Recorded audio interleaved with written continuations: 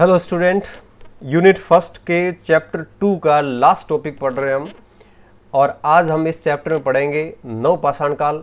इससे पूर्व के वीडियोस में हमने पुरापाषाण काल और मध्यपाषाण काल की सारी जानकारी, सारी डिटेल हासिल करी।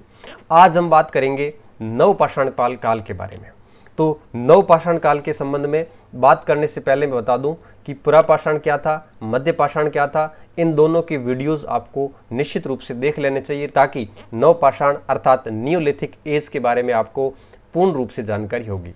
अब बात करता हूं सबसे पहले इसके संक्षिप्त परिचय की कि नवपाषाण काल है क्या। देखो, नवपाषाण काल को इंग्लिश में नियोलिथिक एज कहा जाता है और इसका हिंदी में एक और नाम है उत्तर पाषाण काल भी कहा जाता है। इसको है क्या ये मध्यपाषाण काल के जस्ट बाद में, सबसे पहले पुरापाषाण काल, उसके बाद मध्यपाषाण काल, उसके बाद में जस्ट बाद में जो काल आया उसे हम नवपाषाण काल कहते हैं। इस शब्द का पहली बार प्रयोग जॉन लुबाक के द्वारा 1865 में अपनी पुस्तक प्री हिस्टोरिका टाइम्स में किया गया था। इन्होंने इस शब्द का प्रयोग इस युग को बताने के लिए किया था जिस युग में पत्थर के औजारों को अधिक कुशलता से और अधिक रूपों में बनाए और उन पर पॉलिश भी की गई थी।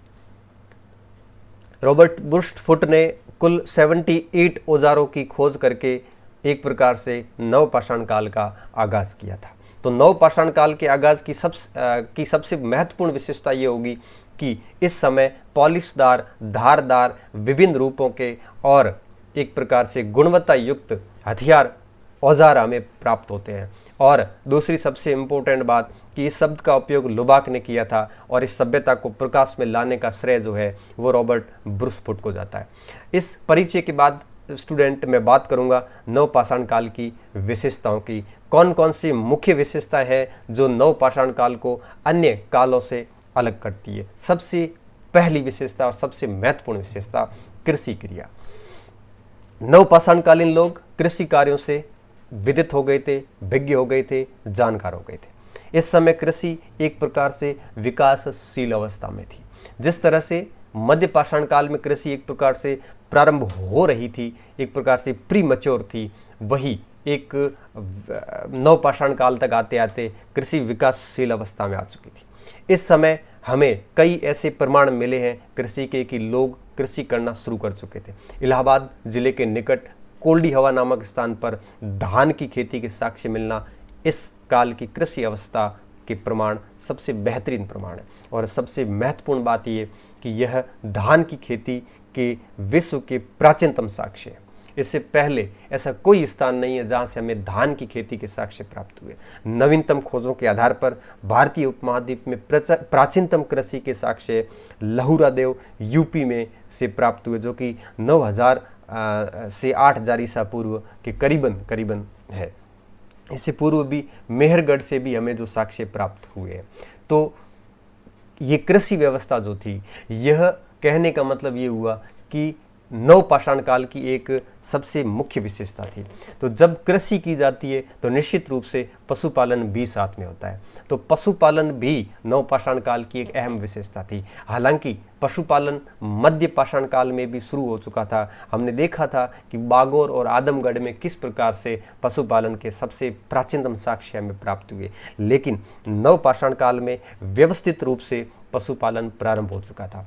मध्यपाषाण काल में चुनिंदा स्थानों पर और कुछ जगह साक्ष्य मिले हैं, लेकिन नवपाषाण काल में बड़े पैमाने पर और व्यवस्थित रूप से हमें साक्ष्य प्राप्त होते हैं।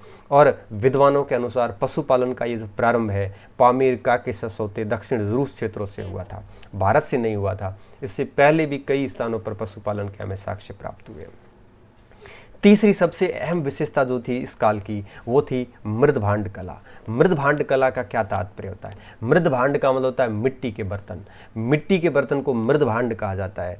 और सीधी सी बात है, जब हम कृषि करेंगे, पशुपालन करेंगे, तो कृषिगत और पशुगत जो उत्पादन होंगे उस उत्पाद को स्टोर करने के लिए बर्तनों की आवश्यकता होगी। इसलिए नवपाषाण काल के व्यक्ति ने, नवपाषाण काल के मानव ने उन उत्पादों को संग्रहित करके रखने के लिए मिट्टी के बर्तन बनाने प्रारंभ किए। तो इसलिए हम कहते हैं कि मृदभांड कला का विकास भी नवपाषाण काल में हुआ। तो कृषि पशुपालन कृषि से जुड़ा हुआ था और मृदभांड कृषि और पशुपालन दोनों से जुड़ा हुआ था। यह मनुष्य का पहला रासायनिक आविष्कार था। इस समय मृदभांडों का निर्माण एक प्रकार से चौक की बजाय हाथों से किया जाता था। ये तीसरी सबसे महत्वपूर्ण विशेषता थी नवपाषाण काल की। इसके अलावा चौथी विशेषता अगर देखें तो वो था आपके वस्त्र निर्माण।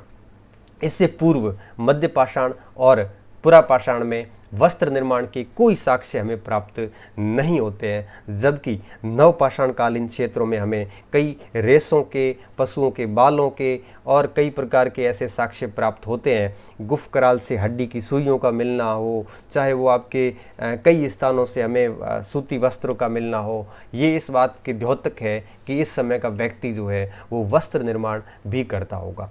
इसके अलावा पांचवीं सबसे अहम विशेषता जो थी वो थी गृह निर्माण। इससे पहले व्यक्ति घुमक्कड़ था, यायावर था, एक स्थान पर नहीं रहता था, लेकिन इस काल में व्यक्ति ने एक स्थायी आवास बनाया और उसी स्थान पर रहना स्टार्ट किया। इसलिए हम कहते हैं कि इस काल में व्यक्ति मानव घर बनाना सीख गया था। महाराष्ट्र के नासिक क्षेत्र व दक्षिण भारत टेकलकोट में कई झोपड़ियाँ और आवास हमें मिले हैं। टेकलकोट में तो पत्थर का मकान भी हमें प्राप्त हुआ है। इसके अलावा छठी विशेषता इस समय जो थी वो थी अस्त्र शस्त्र का निर्माण। इस समय पत्थर के औजारों को घर्षित और पॉलिशदार उपकरणों से रगड़ रगड़ के बनाया जाता था। ऐसे चमकदार, ऐसे क्वालिटी युक्त, ऐसे धारदार औजार और किसी काल में हमें प्राप्त नहीं होते। और सबसे महत्वपूर्ण बात जो विशेषता थी वो थी अग्नि का प्रयोग। इस काल में मनुष्य ने आग का प्रयोग करना शुरू कर दिया था। इससे पूर्व मांस को पका के खाते थे, कच्चा खाते थे, पका के नहीं खाते थे, अग्नि नहीं थी। लेकिन इस काल में चकमक पत्थर से उन्होंने आग बनाई और आग बनने के बाद में इन्होंने एक प्रकार से पक्का भोजन करना शुरू कर दिया था। तो अग्नि का आविष्कार मानव की सबसे बड़ा एक प्रकार से आविष्कार था जो कि इसी काल की देन थी। नवपाषाणकालीन स्थल कर्नाटक के होसंगी के अंदर हमें राख के भी कई जगह प्रमाण मिले हैं। तो अग्नि का आविष्कार इस काल का सबसे महत्वपूर्ण आविष्कार जो है वो माना जाता है। इसके साथ साथ ग्राम्य सभ्यता, यूँ कहिए कि गांव के समुदाय भी विकसित हो गए थे। ये 8 ऐसी विशेषताएं हैं जो नवपाषाण काल की सबसे अहम विशेषताएं हैं। स्टूडेंट, यह एक सवाल बन सकता है कि नवपाषाणकालीन सभ्यता की विशेषताएं लिखिए, तो आपको ये 8 विशेषताएं लिखनी है जो कि मैंने अभी बोली है। आप इसको शॉर्ट में नोट्स भी बना सकते हैं। बहुत बहुत धन्यवाद। अगली वीडियो में हम बात करेंगे नवपाषाणकालीन स्थल प्रमुख कौन कौन से हैं।